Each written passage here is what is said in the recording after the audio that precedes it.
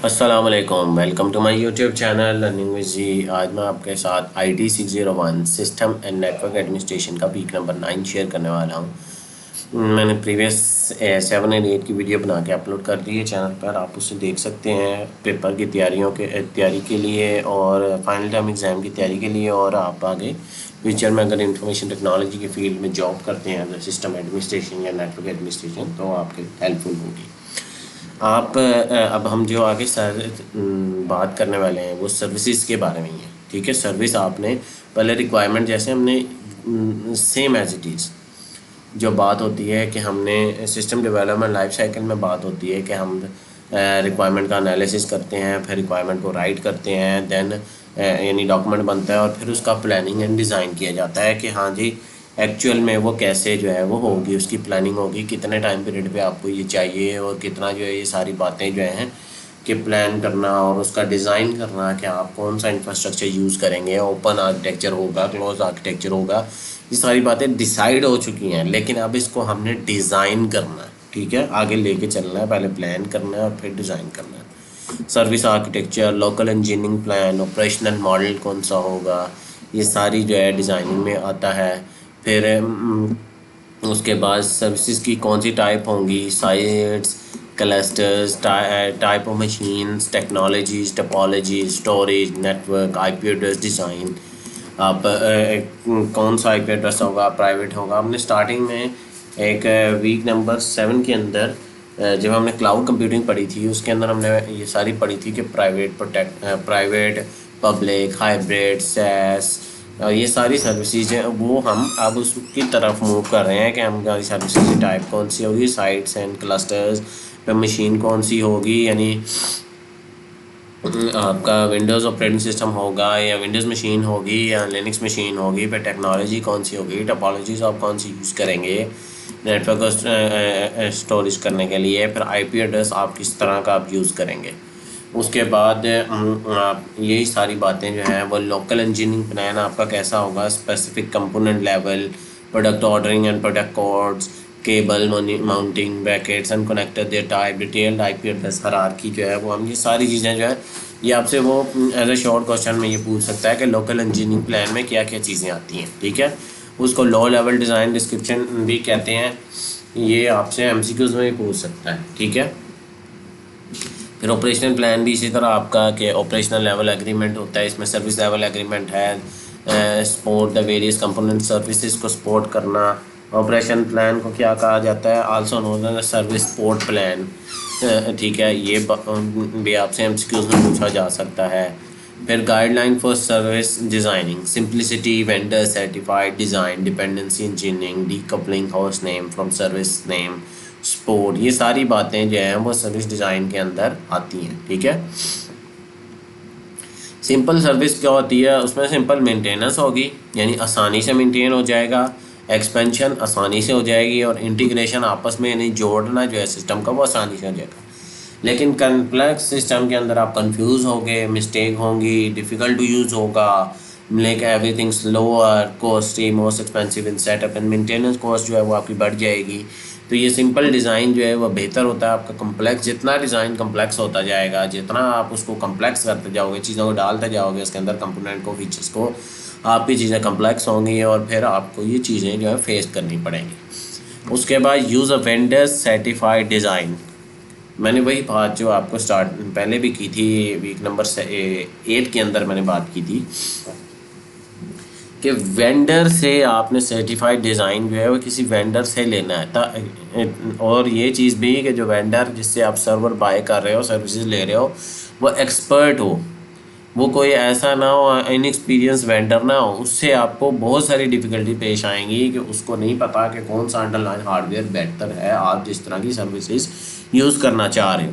ठीक है, किस तरह की आपकी एप्लीकेशन है, वेब एप्लीकेशन है, मोबाइल एप्लीकेशन है, डेस्कटॉप एप्लीकेशन है, वो उस जो वेंडर जो है उसको ज़्यादा बेहतर पता होगा, तो वो आपको उसके हिसाब से ही आपको जो है वो डिज़ाइन आपको देगा। ठीक है, real world experience, best practice engineering design, labs and real world tested, stress tested, ये वेंडर डिज़ाइन की ये शॉर्ट क्वेश्चन में पूछ भी लेता है ये आपसे कि वेंडर डिज़ाइंस कौन से हैं, ठीक है, ये 4 ऑप्शंस पर और ये भी hardware vendor, model number, specification ये पूछेगा कि local decision are part of local engineering design में लोकल इंजीनियरिंग डिज़ाइन के अंदर क्या क्या आता है, वो ये सारी चीज़ें भी पूछ सकता है आपसे पेपर में।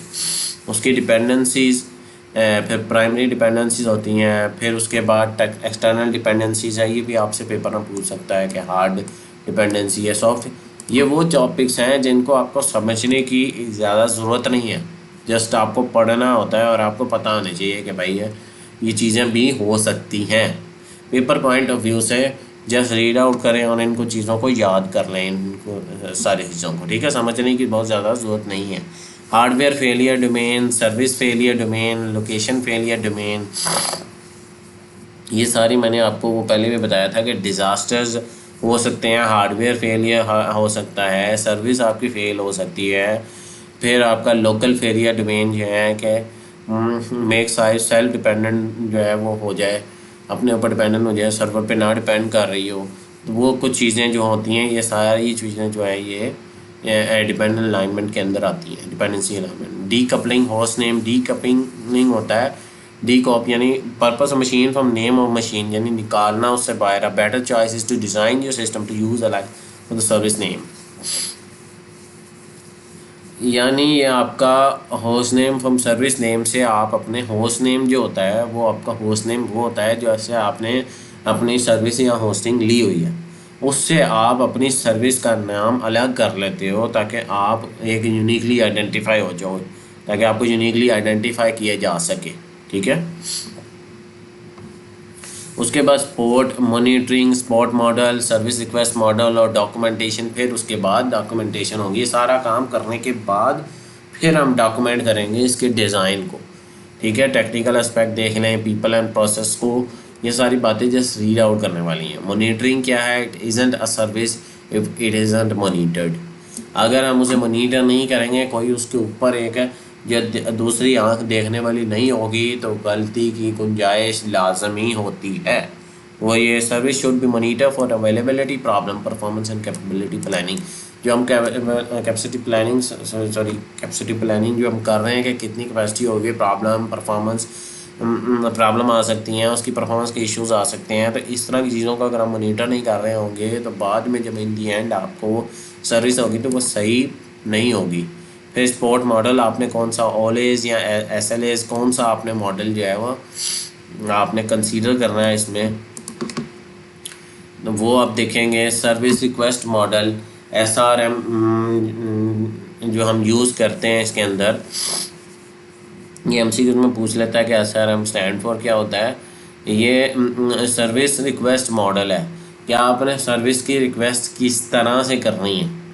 आपने डिज़ाइन डॉक्यूमेंट के अंदर जो आपको एक्चुअल में सर्विस चाहिए उसकी आपने रिक्वेस्ट कैसे करनी है कि मुझे फ़लाँ सर्विस चाहिए, फ़लाँ नहीं चाहिए, कौन सी सर्विस चाहिए, ये वाली सर्विस चाहिए, ये चाहिए, इस तरह की सर्विस चाहिए, मेरी एप्लीकेशन इस तरह की है तो मुझे इस तरह की सर्विस दे दो। ये बातें सारी जो है सर्विस रिक्वेस्ट मॉडल के अंदर होती हैं। फिर इन दी एंड सारी बातों को हम डॉक्यूमेंट कर लेते हैं। अब हम जो है वो दोनों फेजेस से गुजर आए हुए हैं।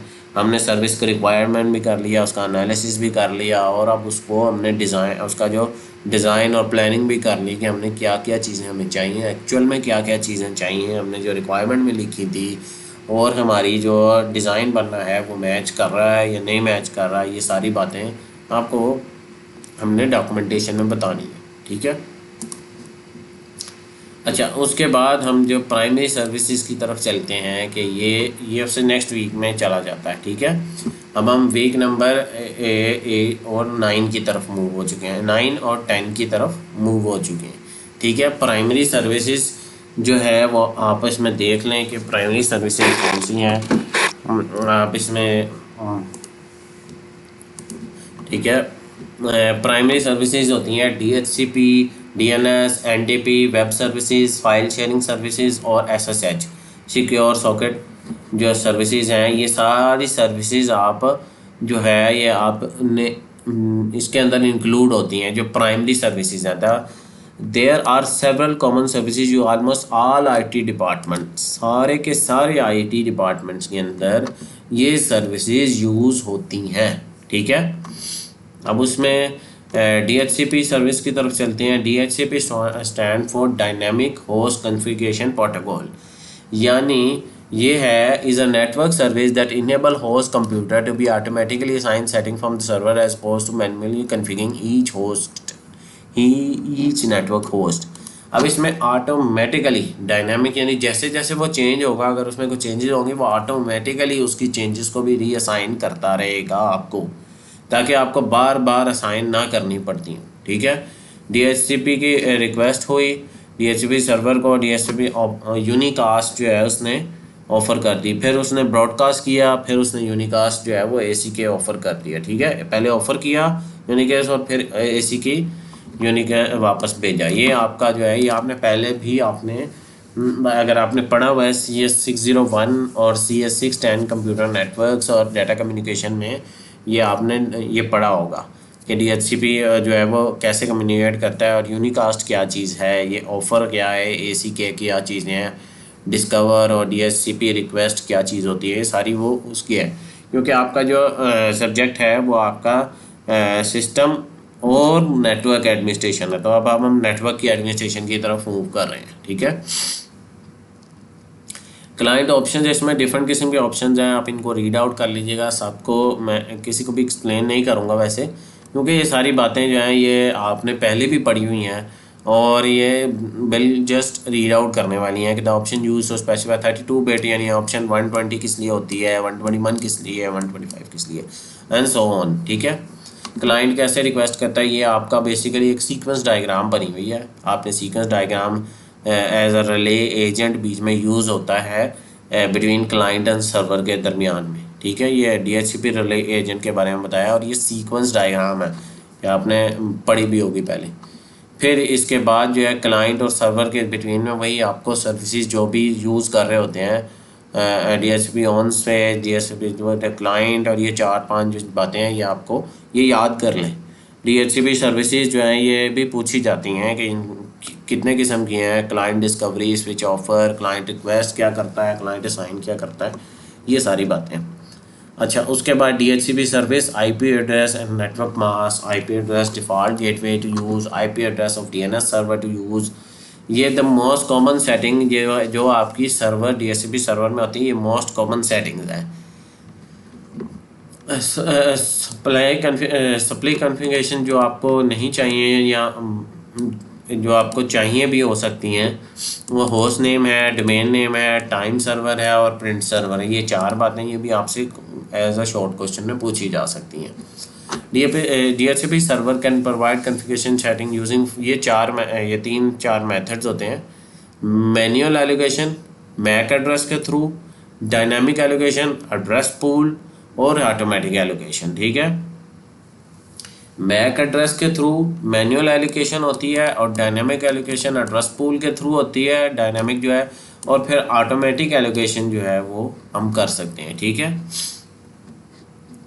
सर्वर ऑन लिनक्स, जब आप अभी तक हम DHCP सर्वर की बात कर रहे थे विंडोज़ के ऊपर, लेकिन जब आप सिस्टम एडमिनिस्ट्रेशन की बात करते हैं तो मैं आपको बता दूं हम ज़्यादातर काम जो है वो लिनक्स के ऊपर करते हैं। हमने पीछे ये इस कोर्स के अंदर भी आपने ये बातें लिनक्स की पढ़ी होंगी कि सारी चीज़ें आप इसमें ज़्यादातर जो सिस्टम एडमिनिस्ट्रेशन का काम होता है, सर्वर मैनेजमेंट का काम होता है, ये सारी चीज़ें जो है वो लिनक्स के अंदर होती हैं। ठीक है, इसमें कमांड है DHCP सर्वर को इंस्टॉल करने के लिए सूडो का मतलब होता है administrator right, super user do, SU का मतलब है सुपर यूज़र, DO मतलब डू, यानी सुपर यूज़र को यानी नॉर्मल यूज़र को सुपर यूज़र के एडमिनिस्ट्रेटर के राइट, जैसे आप विंडोज़ में रन एज एन एडमिन करते हो उसी तरह सूडो आप कर रहे हो। APT कमांड होती है इंस्टॉल करने के लिए, कोई भी चीज़ आपने इंस्टॉल करनी है उसके लिए APT इंस्टॉल या अपने DHCP सर्वर, उसके बाद उसकी कॉन्फ़िगरेशन ये आपको इमेज में सारी बताई हुई हैं कि आपने ये सारी कमांड्स आपने रन करनी है, ये और ये।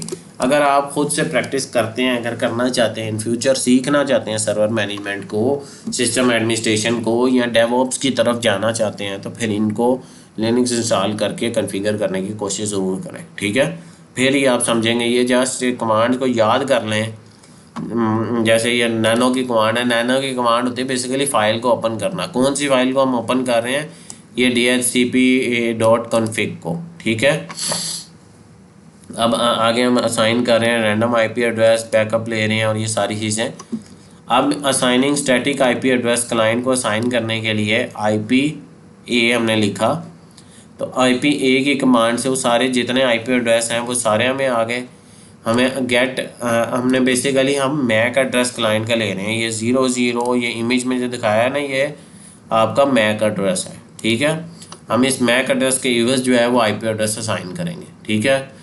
हमने ये मैक एड्रेस लिया और फिक्स उसको ये आईपी एड्रेस असाइन कर दिया। Bind the DHCP server to interface. अब हम उसको जब बाइंड करेंगे, बाइंड करने के बाद हम रीस्टार्ट करेंगे और उसके बाद चेक स्टेटस, तो वो एक्टिव रनिंग, ये ग्रीन कलर में जो आ रहा है इसका मतलब ये है कि वो एक्टिव और रनिंग है। ये इसके बाद ये सारी कमांड्स आ रही हैं ये रीस्टार्ट करने के लिए, और ये सर्वर वो सिस्टम CTL की कमांड है। ये आपके लिनक्स में सिस्टम, यहाँ पर कमांड जो हम यूज़ कर रहे हैं वो ये है। सूडो का मतलब है एडमिनिस्ट्रेटर, रीस्टार्ट का मतलब ये है कि उसको हम पैरामीटर पास कर रहे हैं कि रीस्टार्ट किसको करो, कौन सी सर्विस को, इस सर्विस को, यूजिंग दिस कमांड, ठीक है। ये हमने इंस्टॉल किया था ऊपर, ठीक है। अब हम आगे चलते हैं। Basic practice for DHCP administration के लिए जो आपने प्रैक्टिस, जो आपने चीज़ें सीखनी है प्रैक्टिस करने के लिए, ये बातें आपके पेपर्स के जो प्रैक्टिकल का कोर्स है उसके पॉइंट ऑफ व्यू के लिए ज़्यादा इम्पोर्टेंट है कि having an appropriate amount of establish IP address, आपको पता हो कि कितने जो है वो एस्टेब्लिश आईपी एड्रेसेस हैं आपके पास, ओवरलैपिंग ना हो स्टैटिक आईपी एड्रेस की, और डीएपी सिक्योरिटी जो है वो एक बेस्ट प्रैक्टिस है ताकि आप जो है वो आपका आईपी एड्रेस या इन्फॉर्मेशन किसी से लीक ना हो सके, ठीक है। यहाँ तक ये जो है ये आप रीड आउट कर लीजिएगा, मैं इसमें ज़्यादा डेप्थ में नहीं जा रहा, लेकिन बस आपको यही चीज़ मैं आपको यहाँ पर एंड करते हुए बताऊँगा कि आप अगर आप इसको करना चाहते हैं, सीखना चाहते हैं, तो इसकी प्रैक्टिसेस जो है वो आप इसकी प्रैक्टिस करें, ठीक है। इन बेस्ट प्रैक्टिसेस का मतलब यही है, आप इसको प्रैक्टिस करेंगे तो फिर ही आपको ये चीज़ें आएंगी। अगर आप पेपर पॉइंट ऑफ व्यू को हट के आप जॉब की तरफ जाना चाहते हैं हम अगले टॉपिक की तरफ जो है वो इंशाल्लाह हम नेक्स्ट वीडियो में मूव करेंगे। यहाँ पर मैं अपनी जो है इसका लेक्चर का इख्तिताम करता हूँ। मेरी वीडियो अगर पसंद आई तो मेरे चैनल को सब्सक्राइब करें, मेरी वीडियो को लाइक करें, ज़्यादा से ज़्यादा स्टूडेंट के साथ शेयर करें ताकि वे इससे फ़ायदा उठा के बेहतरीन तैयारी कर सकें। मिलते हैं अगली वीडियो में, तब तक के लिए अल्लाह हाफिज़, अस्सलाम वालेकुम।